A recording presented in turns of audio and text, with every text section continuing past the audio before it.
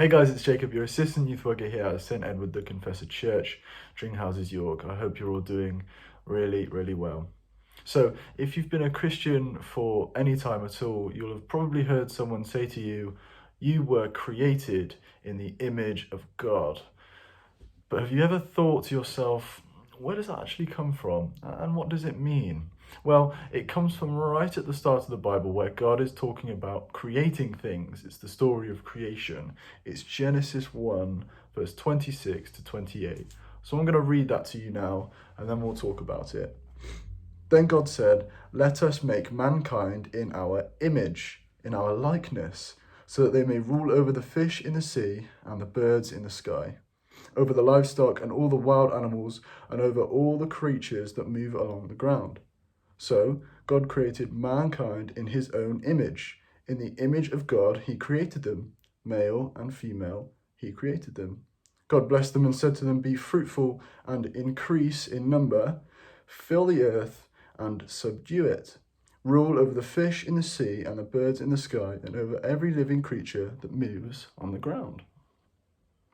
So let's talk about what it means to be an image of something. So in Old Testament times, the kings of foreign lands would use the word image to describe the statues that they got made of themselves. They thought very highly of themselves, so they got these lovely statues made of themselves to show off a little bit, basically. The image word is Tselem, T-S-E-L-E-M. That's the original language of Hebrew used to say image or idol. And so these statues of these kings were used to represent their likeness, their characteristics. Essentially, the statues weren't supposed to be spitting images of the king. You weren't supposed to look at the statue and be like, I recognize that person, that's the king. Instead, they would make statues with lion's paws to represent their fierceness, or big angelic wings to represent their beauty and their otherliness and all of this stuff. Essentially, the statue or the image is supposed to represent the likeness and the character of the actual thing. So when God made humans in his image, it holds the same explanation, that we are to be reflections of God's nature, that people can look upon us as humans and think that is what God is like. We're made in his likeness. But there is a context. Let's read verse 26 again. It says, "Let us make mankind in our image, in our likeness, so that they may rule over the fish in the sea, and the birds in the sky, over the livestock and all the wild animals, and over all the creatures that move along the ground." See, God created this beautiful earth with design and function. He made animals, the birds, the trees, the puppies, the kittens, and he gave us the authority to rule over them. Verse 28 says, "God blessed them and said to them, 'Be fruitful and increase in number, fill the earth and subdue it, rule over it.'" So in this way, to rule over the earth, this is how we were supposed to be images of God.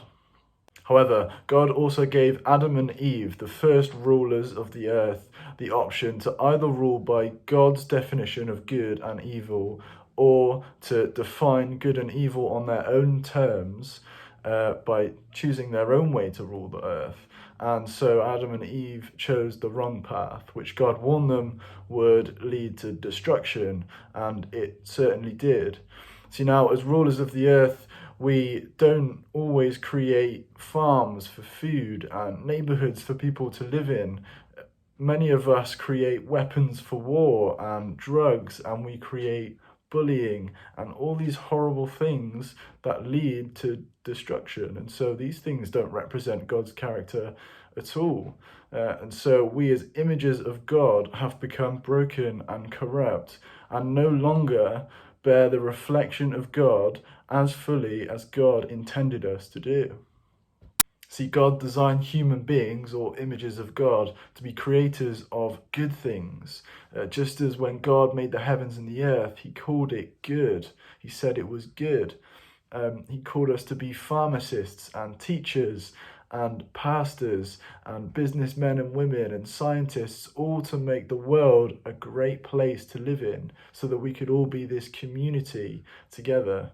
See, to rule the world isn't to be the king of the world or the queen of the world, to order wars and to gain land and money.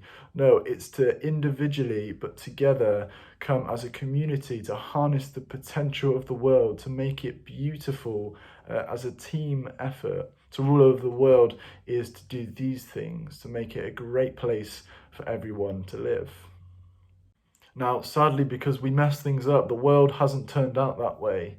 There's suffering and there's poverty, and the world is broken around us. So God sent Jesus. Jesus, the perfect human, showed us how to be a human in this new world that wasn't like what it was in the beginning, all beautiful and lovely, full of potential, but now has gone a little bit pear-shaped. Jesus showed us how to be images of God.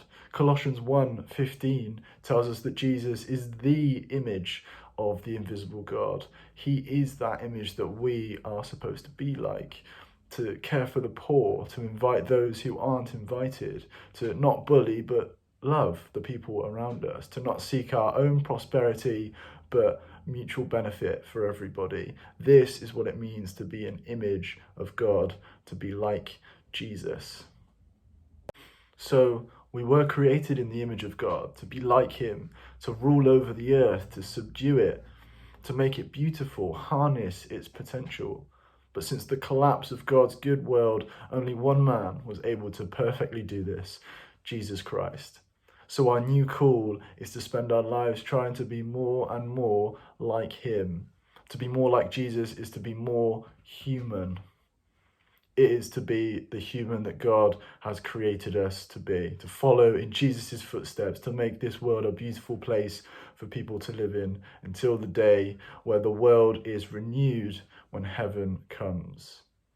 I hope this has encouraged you to make a difference today. And in order to do that, let's look to Jesus and let's see how he did it, because he made the most profound difference the world has ever seen, influencing lives by the thousands a day, even 2,000 years after he died. I hope this has blessed you. I hope you've learned something. But for now, take care and God bless you.